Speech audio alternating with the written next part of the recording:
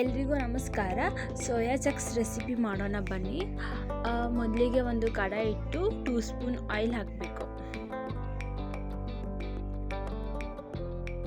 ಸಾಸಿವೆ, ಜೀರಿಗೆ, ಕರಿಬೇವು, ಸಣ್ಣದಾಗಿ ಕಟ್ ಮಾಡ್ಕೊಂಡಿರೋಂಥ ಈರುಳ್ಳಿ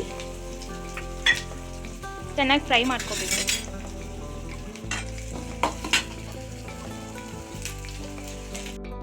ಚೆನ್ನಾಗಿ ಫ್ರೈ ಆದಮೇಲೆ ಶುಂಠಿ ಬೆಳ್ಳುಳ್ಳಿ ಪೇಸ್ಟ್ನ ಹಾಕೋಬೇಕು.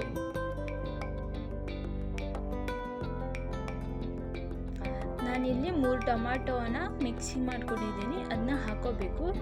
ಅದು ಹಸಿ ವಾಸನೆ ಹೋಗೋವರೆಗೂ ಫ್ರೈ ಮಾಡ್ಕೋಬೇಕು.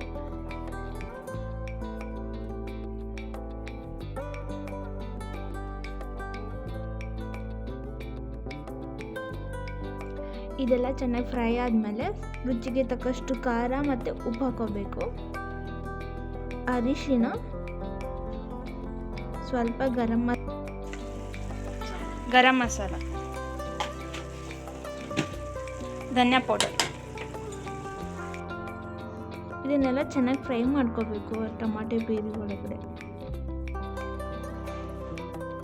ಇವಾಗ ಕಲರ್ ಬಿಡ್ಕೊತಾ ಇದೆ ನೋಡಿ. ಕಲರ್ ಮತ್ತು ಆಯಿಲ್ ಬಿಡ್ಕೊತಾ ಬಂದಾದ್ಮೇಲೆ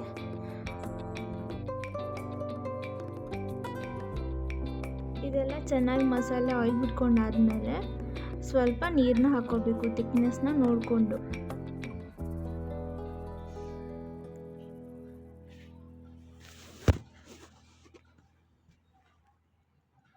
ಮತ್ತು ಇಲ್ಲಿ ನಾನು ಸೋಯಾ ಚಕ್ಸ್ನ ನೆನೆ ಇಟ್ಟು ಒಂದು ಸ್ವಲ್ಪ ಕುದಿ ನೀರು ಒಳಗಡೆ ಅದನ್ನ ಚೆನ್ನಾಗಿ ಸೋಸ್ಕೊಂಡು ಸಣ್ಣದಾಗಿ ಕಟ್ ಮಾಡ್ಕೊಂಡಿದ್ದೀನಿ.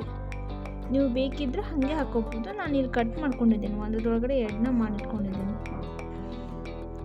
ಇದೆಲ್ಲ ಚೆನ್ನಾಗಿ ಕುದಿ ಬಂದಾದಮೇಲೆ ಮಸಾಲೆ ಎಲ್ಲ ಸೇರ್ಕೊಂಡಾದ್ಮೇಲೆ ಸೋಯಾ ಒಳಗಡೆ ಸ್ವಲ್ಪ ಕಸ್ತೂರಿ ಮೆಂತಿ ಮತ್ತು ಕೊತ್ತಂಬರಿನ ಹಾಕಿ ಚೆನ್ನಾಗಿ ಬೇಯಿಸ್ತಾ ಇದ್ದೀನಿ. ಮತ್ತೆ 2 ನಿಮಿಷ ಇದನ್ನು ಚೆನ್ನಾಗಿ ಮುಚ್ಚಿ ಇಡಬೇಕು ಕುದಿ ಬರೋವರೆಗೂ.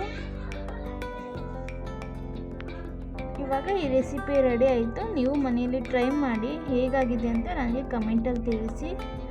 ಮತ್ತು ಈ ವಿಡಿಯೋನ ಎಲ್ರಿಗೂ ಶೇರ್ ಮಾಡಿಕೊಳ್ರಿ. Thank you for watching.